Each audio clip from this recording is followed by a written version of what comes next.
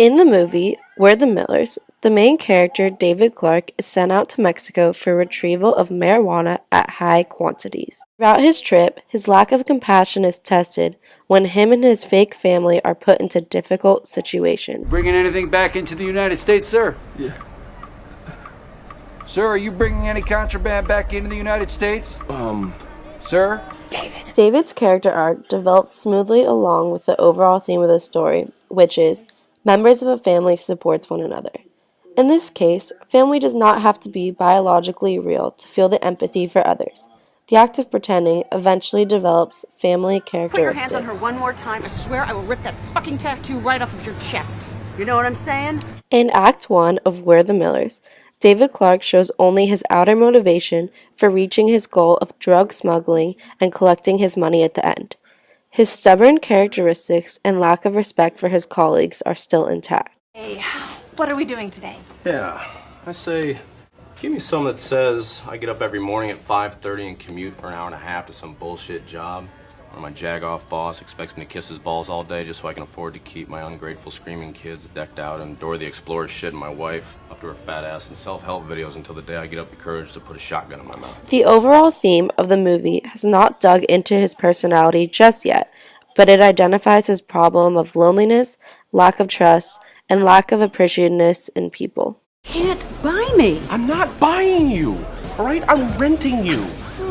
At the end of Act 1, he and his group achieve the outer appearance of a family coming from a clean household.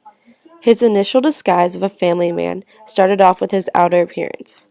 Even though he spent time grooming himself and dressing up accordingly to the movie's standard of a family man, he still lacked patience and respect for others.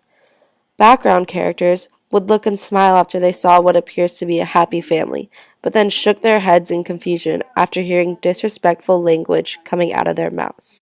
Have some respect, that's your mother. By Act 2, David and his fake family encounter a family of three called the Fitzgeralds.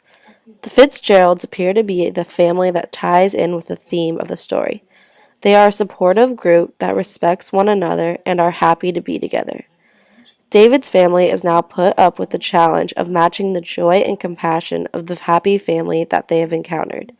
David's outer motivation to succeed and getting paid is now creating his inner motivation of acting like a family man to gain the approval of the Fitzgeralds.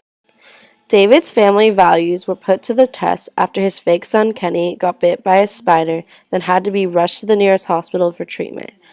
This is David's first sign of self-sacrifice that feeds into his development of family values. But at the end of Act 2, his fake family learns about his scam and that they are not getting paid a fair share of his prized money at the end. At the beginning of Act 3, David finally realizes his selfishness and completely changes his outer motivation because of the strong progression of his inner motivation of becoming a lovable family man. His new outer motivation is to make amends with his fake family by giving everyone an equal share. He even offers to accept the least amount of money split between the family because his plea to be forgiven and accepted by his family is far greater to him now. David Clark is able to achieve a positive ascending character arc through the theme of family unity.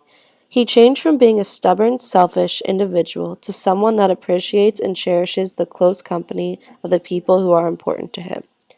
The movie demonstrates that you do not have to be a part of a biological family to achieve family qualities amongst one another.